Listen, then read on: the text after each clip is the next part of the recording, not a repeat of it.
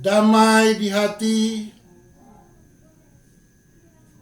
puji syukur pada Tuhan yang selalu memberkati kehidupan kita. Baiklah, kita semua boleh mengekspresikan perbuatan besar Tuhan, kemurahan Tuhan yang begitu agung dan mulia dalam kehidupan kita sebagai orang beriman. Penonton yang menyaksikan channel Air Kehidupan dari Pendeta Stephen Bons Maningki. Saat ini saudara-saudara, kita akan mendengarkan renungan rohani sesuai dengan menjabarkan trilogi pembangunan jemaat MTPJ Sinode Geming. Maka saudara-saudaraku dalam Tuhan, marilah kita beribadah kepada Tuhan dan kita satu dalam permintaan doa. Ya Allah yang Maha Kuasa, Bapa pencipta langit dan bumi serta segala isinya. Inilah kami ya Tuhan, umat gembalaanmu, yang rindu mau mendengarkan sabda firman-Mu, kebenaran-Mu Tuhan dalam kehidupan keseharian kami. Tolonglah kami Bapa di sorga, sekiranya hikmat sorgawi boleh melingkupi perjalanan hidup kami sebagai orang yang percaya, sehingga kami rela dibentuk dan diarahkan untuk semakin memahami maksud dan kehendak Tuhan dalam hidup kami. Terpujilah Dikau Bapa di sorga, dalam nama Tuhan Yesus Kristus, firman yang hidup. Amin. Marilah umat Tuhan, kita membaca Alkitab yang terambil dalam 2 Raja-Raja 2 ayat 1 hingga ayat yang ke-18. 2 Raja-Raja 2 ayat 1 hingga ayat yang ke-18. Elia naik ke sorga. Menjelang saatnya Tuhan hendak menaikkan Elia ke sorga dalam angin badai, Elia dan Elisa sedang berjalan dari Gilgal. Berkatalah Elia kepada Elisa, "Baiklah, tinggal di sini, sebab Tuhan menyuruh aku ke Betel." Tetapi Elisa menjawab, "Demi Tuhan yang hidup dan demi hidupmu sendiri, sesungguhnya aku tidak akan meninggalkan engkau." Lalu pergilah mereka ke Betel. Pada waktu itu, keluarlah rombongan nabi yang ada di Betel mendapatkan Elisa. Lalu berkatalah mereka kepadanya, "Sudahkah engkau tahu bahwa pada hari ini Tuanmu akan diambil daripadamu oleh Tuhan, terangkat ke sorga?" Jawabnya, "Aku juga tahu, diamlah." Berkatalah Elia kepadanya, "Hai Elisa, baiklah tinggal di sini, sebab Tuhan menyuruh aku ke Yeriko." Tetapi jawabnya, "Demi Tuhan yang hidup dan demi hidupmu sendiri, Sesungguhnya aku tidak akan meninggalkan engkau. Lalu sampailah mereka di Yeriko. Pada waktu itu mendekatlah rombongan nabi yang ada di Yeriko kepada Elisa serta berkata kepadanya, "Sudahkah engkau tahu bahwa pada hari ini Tuhanmu akan diambil daripadamu oleh Tuhan, terangkat ke sorga?" Jawabnya, "Aku juga tahu, diamlah." Berkatalah Elia kepadanya, "Baiklah, tinggal di sini, sebab Tuhan menyuruh aku ke sungai Yordan." Jawabnya, "Demi Tuhan yang hidup dan demi hidupmu sendiri, sesungguhnya aku tidak akan meninggalkan engkau." Lalu berjalanlah keduanya.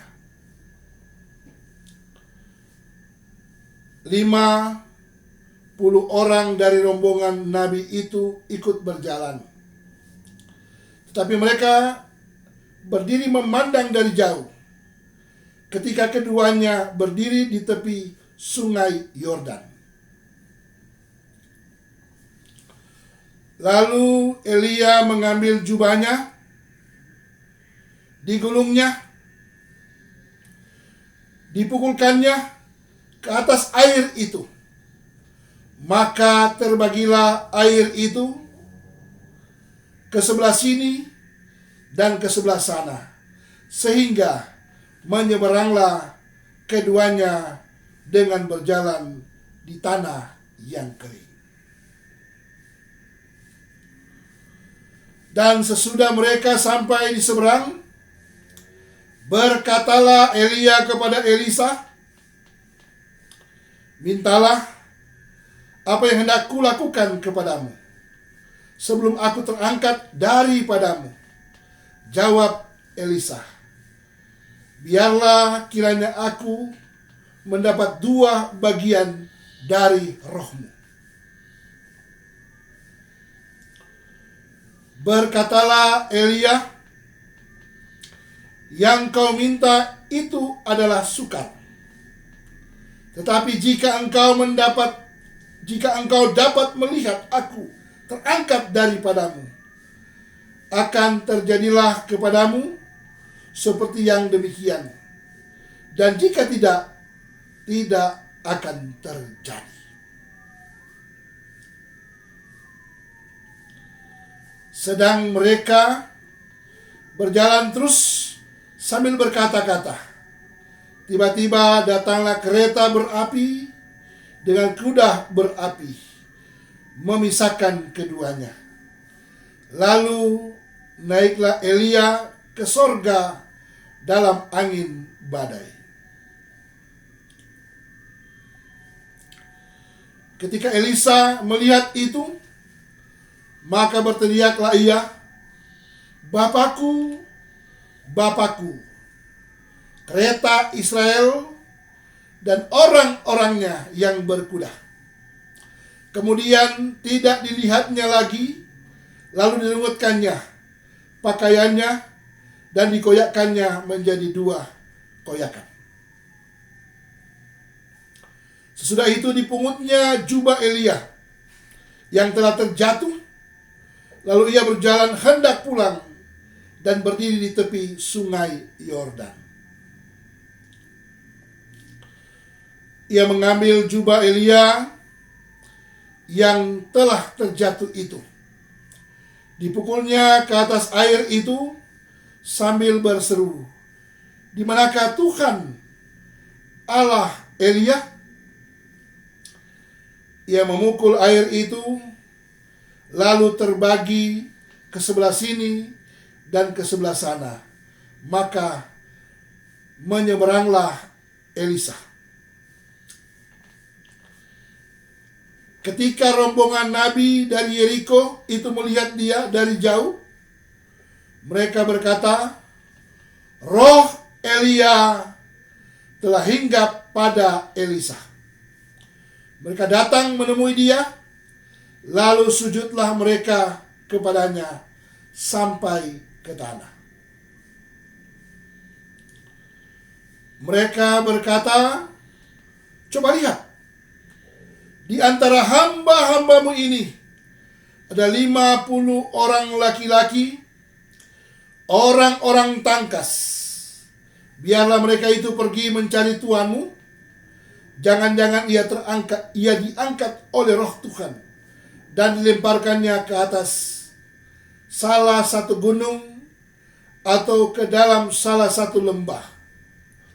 Elisa menjawab, janganlah, suruh pergi.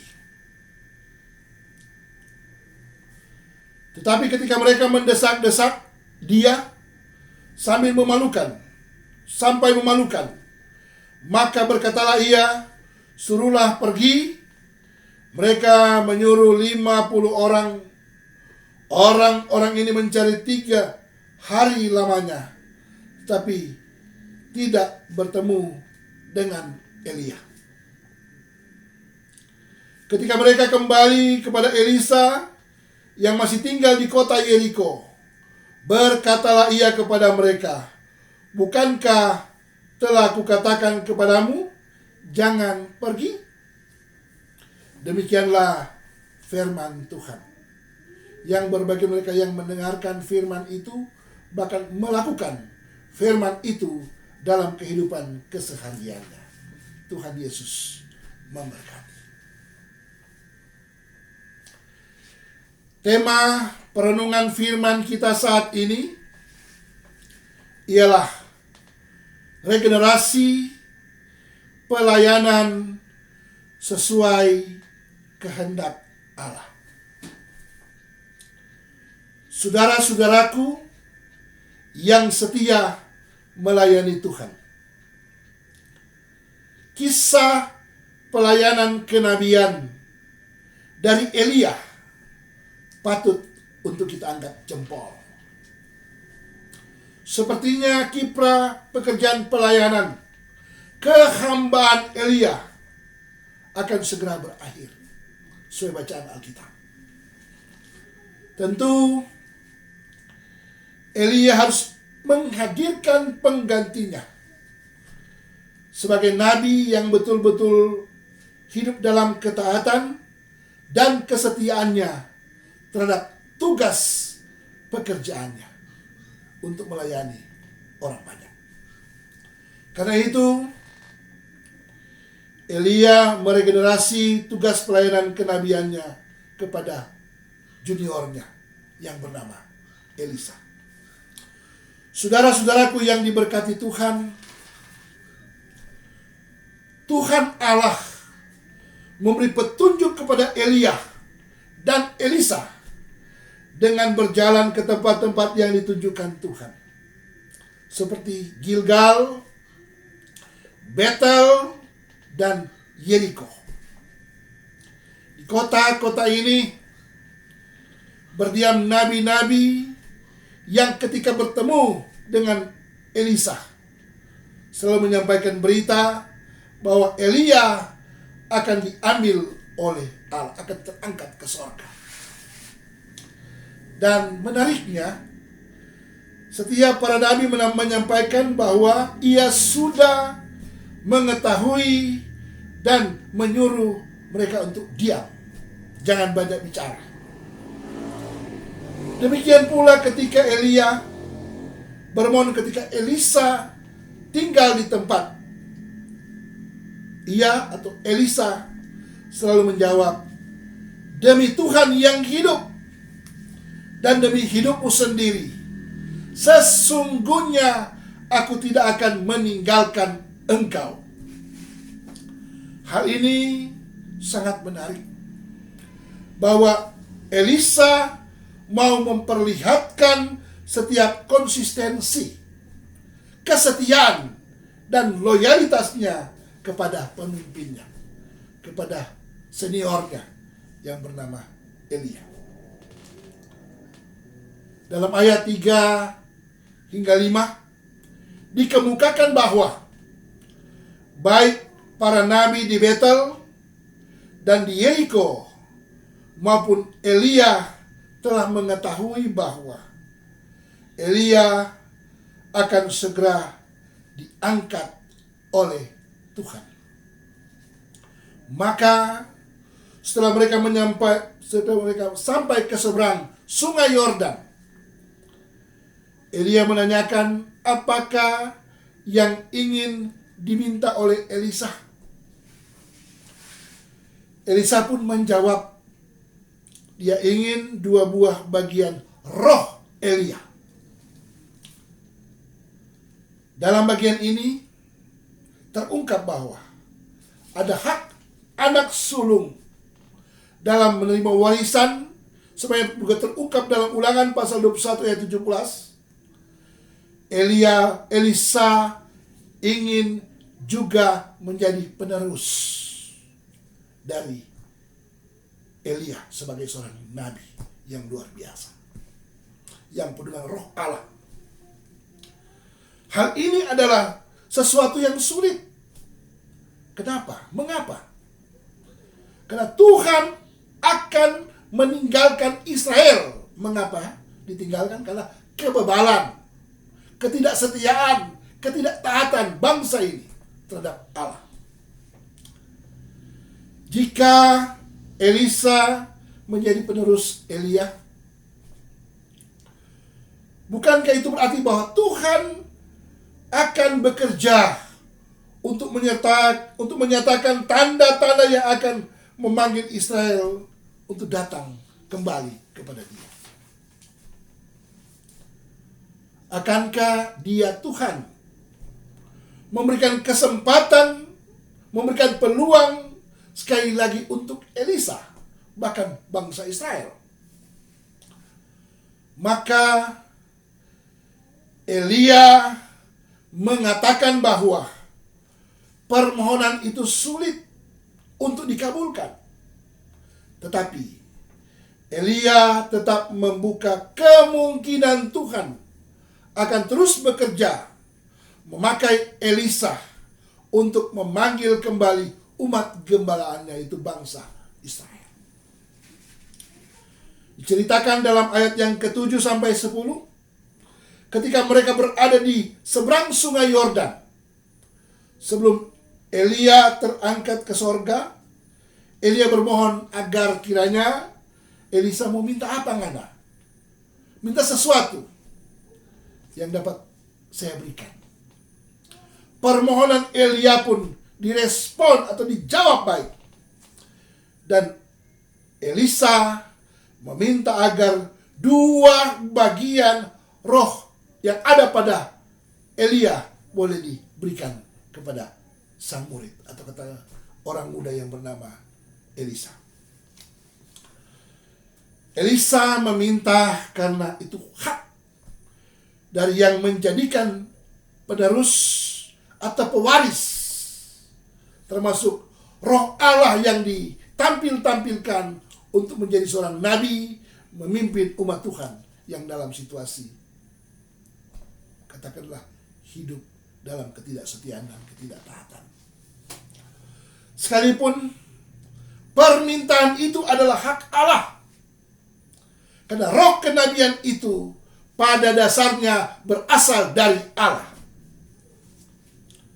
Nabi Elia tampil hanya terbatas untuk memberi tanda atau memberikan petunjuk bagi umat Tuhan, termasuk Elisa. Sesudah itu, Elisa menyaksikan Elia terangkat dari hadapannya. Boleh memisahkan antara mereka berdua. Ia dijemput oleh kereta berapi dan kuda berapi. Luar biasa, menakjubkan yang terjadi saat itu. Hal yang boleh dikatakan mustahil dalam pandangan manusia, tapi itu terjadi karena apa yang Allah lakukan itu baik adanya. Hal ini sebagai pertanda permintaan Elisa pun terkabul. Dan nyatalah bahwa Elia telah memilih Elisa sebagai pengganti untuk melanjutkan tugas kenabiannya. Tindakan simbolis yang terjadi saat itu, yakni dengan tindakan simbolis melemparkan jubahnya kepada Elisa ketika ia berjalan melewati Elisa. Ini adalah kendaraan yang dinaiki oleh kemuliaan Allah meninggalkan Israel, dan akhirnya ia harus kembali ke surga. Kemuliaan yang disimbolkan dengan kehadiran Nabi Elia. Dan dari sini pula penampilan Elisa sebagai seorang Nabi Tuhan terjadi karena ia melakukan mujizat, tanda-tanda ilahi yang ajaib dari Allah. Saudara-saudaraku yang diberkati Tuhan, pergantian pelayanan bukan hanya sekedar regenerasi biasa terjadi, tetapi juga merupakan penerus kuasa ilahi Allah dari seseorang kepada sang pengganti. Ini luar biasa, karena Allah yang memerintah secara langsung lewat para nabi dengan kepemimpinan teokrasi. Hal ini terbukti ketika jubah milik Elia dipukul ke atas sungai Yordan oleh Elisa. Air sungai Yordan pun terpecah atau terbelah menjadi dua bagian. Saudara-saudara, peristiwa ilahi ini disaksikan oleh serombongan nabi yang menyertai Nabi Elisa. Kemudian para nabi berusaha untuk mencari mayat Elia, katanya dalam ayat 16. Tetapi mereka tidak menemukannya. Ini sebagai bukti bahwa Elia telah tidak ada lagi di bumi ini, karena Elisa mengatakan bahwa tindakan mereka itu sia-sia. Karena Tuhan telah menyatakan pekerjaannya bagi umat Israel yang keras hati, yang angkuh, yang tidak mau setia kepada Tuhan. Saudara-saudara, regenerasi pelayanan bukan sekedar pergantian kepemimpinan, tapi memang setiap orang ada masanya, dan setiap masa ada orangnya, ada yang tampil untuk melayani. Jadilah orang-orang yang berhati besar, yang mau rela untuk memberikan kepemimpinan itu kepada orang-orang generasi yang lebih muda. Oleh karena itu, kepemimpinan itu bukanlah harta milik seseorang, tapi merupakan harta milik orang banyak, harta milik bersama, termasuk persekutuan gereja Tuhan yang ada di muka bumi ini. Semoga firman Allah ini tetap bermanfaat bagi kita semua. Soli Deo Gloria. Haleluya. Amin. Mari berdoa. Kami telah mendengarkan firman-Mu Tuhan. Arahkan kami terus untuk mau belajar, mau memahami maksud dan kehendak Tuhan itu dalam hidup kami ini. Terima kasih Bapa di sorga, dalam nama Tuhan Yesus Kristus. Kami puji, kami muliakan, kami agungkan Engkau selalu dalam hidup kami ini. Amin. Terima kasih kepada pemirsa atau penonton yang telah menyaksikan channel Air Kehidupan dari Pendeta Stephen Bons Manengke. Tetapi jangan lupa channel ini subscribe, like, share atau dibagi-bagikan, dan diberikan komentar-komentar. Sukacita terus karena Tuhan itu baik bagi kita semua. Salam damai sejahtera. Tabea Waya. God bless.